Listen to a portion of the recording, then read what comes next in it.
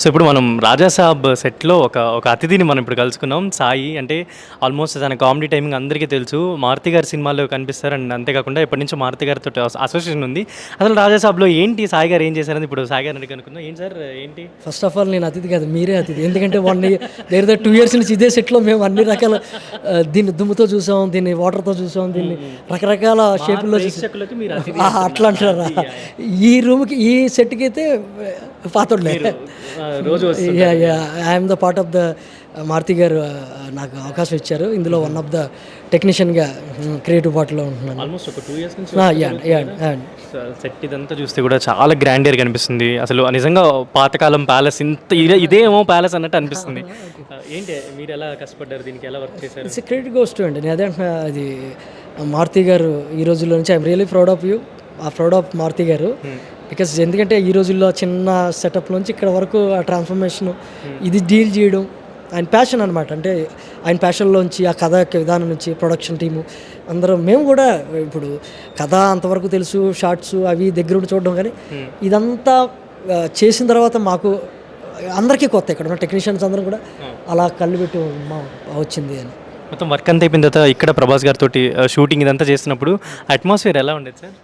Big సెట్లో big hero, big అన్ని బిగ్గా కనిపించాయి అంతే. సో హ్యాపీ మీరు అంటే మారుతి గారు ఇది చాలా ప్రెస్టీజియస్గా తీసుకొని చేసిన ప్రాజెక్ట్. మేము ఎప్పుడు అప్డేట్ అడిగినా ఏది అడిగినా కానీ వెయిట్ చేయండి చేస్తున్నా అనుకుంటూ చెప్పుకుంటూ వస్తున్నారు. సో ప్రభాస్ ఫ్యాన్స్కి ఇప్పుడు టీజర్ చూసిన తర్వాత ఇంకా వాళ్ళైతే అసలు ఒక యూఫోరియాకి వెళ్ళిపోయారు. యా అండి, అది మీరు ఇప్పుడు వెళ్ళారు, నాకు ముందు నుంచి తెలుసు కాబట్టి నేను ఇంకా ఇంకా ఇచ్చేస్తారేమో అనుకున్నాను. ఇంకా ఇచ్చేది కూడా ఒకటి ఉంది, కానీ ఎందుకు ఆపారు? దీనికి ఇలా అంటున్నారంటే ఇందాక అంటున్నారు సార్తో, దీనికే మీరు చిన్నదానికి ఇంత మంట పెట్టేశారు, ఇక పెద్ద తీస్తే ఎట్లుంటుందో అని అంటున్నా. అంటే ఐ మీన్ చాలా వెల్ స్టఫ్డ్ మూవీ. ఇంకా మీరు టీజర్లో కూడా ఎక్కువ చూస్తారు. ఇది మామూలు ఇప్పుడు సెట్ ప్రాపర్టీస్ ఓన్లీ హైదరాబాద్ వాళ్ళే ఇన్వాల్వ్ అయ్యారా? వేరే రాష్ట్రాల నుంచి కానీ కంట్రీ నుంచి ప్రాపర్టీస్ ఇవన్నీ ఎక్కడి నుంచి తెప్పించారా? ఇది కంప్లీట్ వరల్డ్ అంతా పనిచేసింది ఈ సినిమాకి. మలయాళం టెక్నీషియన్స్ ఉన్నారు, తమిళ్ టెక్నీషియన్స్ ఉన్నారు, కన్నడ వాళ్ళు ఉన్నారు.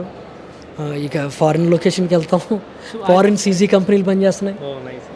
సో మూవీ టీజర్లో చూస్తే మనకి కొన్ని షార్ట్స్ అయితే ఇక్కడ మెయిన్ సీన్స్ అన్నీ ఇక్కడే ఉంటాయి. మోస్ట్లీ ప్రభాస్ గారు ఎంటర్ అయిన తర్వాత సీన్స్ అన్నీ ఇక్కడే కనిపిస్తున్నాయి కదా. ఆల్మోస్ట్ ఈ సెట్లో నాకు తెలిసి మీకు చాలా వర్కింగ్ ఎక్స్పీరియన్స్ అవ్వచ్చు, చాలా డేస్ ఉన్నాయి కదా. ఇది బేసికల్గా ఎంత దాచుకొచ్చారంటే టీం అందరూ కూడా పొరపాటున ఏమన్నా ఫోన్ తీసినా సెట్ వచ్చేస్తుంది జాగ్రత్త అనేవారు. ఇప్పుడు చాలామంది ఇక్కడ ఇన్ని రోజులై సడన్గా జనాలు వచ్చి ఫోటోలు తీస్తుంటే ఒకరు అయ్యో అంటే అంత ఫీల్ అయిపోతున్నారు అనమాట.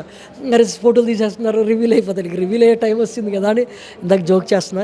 చాలా సినిమా అంతా ఇందులోనే ఉంటుంది కాబట్టి మ్యాక్సిమం సినిమా సో చాలా అటాచ్మెంట్ చాలా ఉందన్నమాట ఇందులో.